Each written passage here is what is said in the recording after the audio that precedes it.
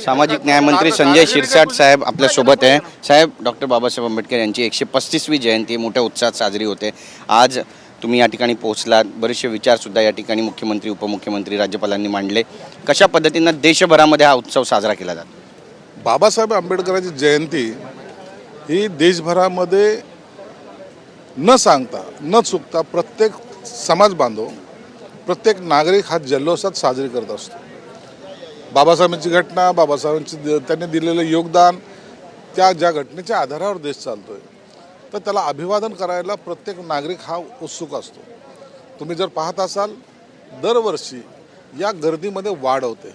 म्हणून बाबासाहेब आता तळागाळामध्ये तर पहिले पोचले होते, परंतु आता जो हाय क्लास ज्याला म्हणता येईल त्याला सुद्धा आता बाबासाहेबांचं महत्त्व कळायला लागलं आहे.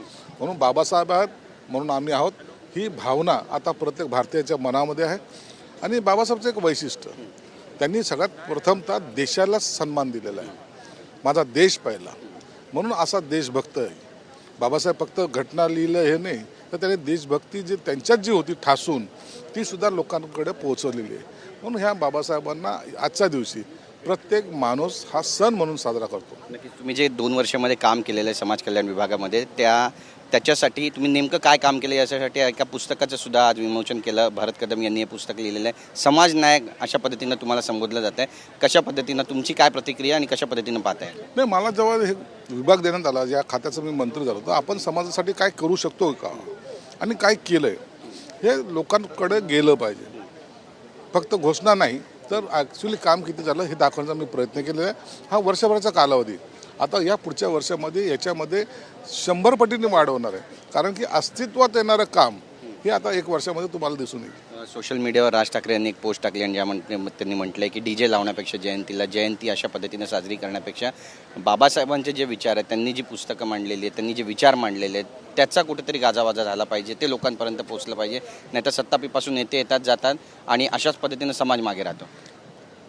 राजसाहेबांनी जे सांगितलं ते वस्तुस्थिती आहे. म्हणून बाबासाहेबांचे विचार जोपर्यंत आपल्या डोक्यात जात नाही, आपल्या हृदयात ते साठवलं जात नाही, तोपर्यंत खऱ्या अर्थानं त्याची उन्नती होणं शक्य नाही.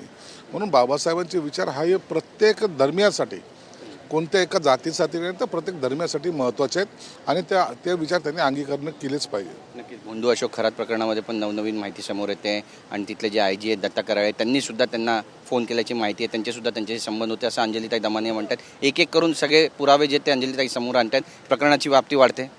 मी एक पहिल्या दिवसापासून सांगतोय की पोलिसांना त्यांचा तपास करू द्या. आता IG म्हणजे पोलीस अधिकारी झाला ना, त्यांचाही तपास होईल ना.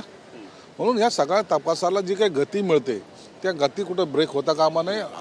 अशोक खरात हा आयुष्यभर जेलमध्येच राहील आणि त्याच्यावर जे काही गुन्हे आहेत, त्या गुन्ह्यामध्ये आणखीन कोण सहभागी आहेत, कोणी सहकार्य केलं आणि कोणी त्याच्याबरोबर साथ दिलेली, या सगळ्यांना जेलची कोठडी पाहावी लागेल. जैन धर्मीय आहेत मुनी निलेश चंद्र महाराज, ते म्हणतात की सनातन धर्म वाचवण्यासाठी घरामध्ये शस्त्र असणं गरजेचं आहे. कशा पद्धतीनं त्यांच्या विधानाकडे तुम्ही पाहता आणि यालाच घेऊन आता बरंचसं टीकाटिप्पणी पण सुरू झालेली आहे, बरीच चर्चा झडू लागलेली आहे, हिंदू धोक्यात आहे अशी पण चर्चा झडू लागलेली आहे. राजकारण यामागे असं वाटतंय? बघा, त्या जैन मुनींनी काय बोललं त्याच्याबद्दलचं मी ऐकलेलं नाही, परंतु अशा प्रकारे प्रत्येकाला संरक्षण करण्याचा अधिकार आहे हे तर दिलेलंच आहे. म्हणून आपल्याला संरक्षण करण्यासाठी असलेली आपली पोलीस यंत्रणा असेल किंवा रक्षणासाठी काही करायचं असेल तर त्याची परमिशन निश्चित घेतली पाहिजे. नसता चाकू सूर्याचा देश हा ह्या देशाकडे पाहण्याचा दृष्टिकोन नसावा. रोहित पवार यांनी पुन्हा एकदा विधान केलं की VSR कंपनीच्या विमानातून नितीन गडकरी यांनी प्रवास करू नये. बरेचसे अर्थ याचे काढले जात आहेत.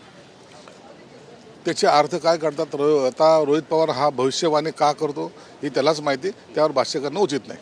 धन्यवाद आमची बातचीत केल्याबद्दल. कॅमेरा पर्सन योगेश गुरवचा, गिरीश गायकवाड, TV9 मराठी, मुंबई.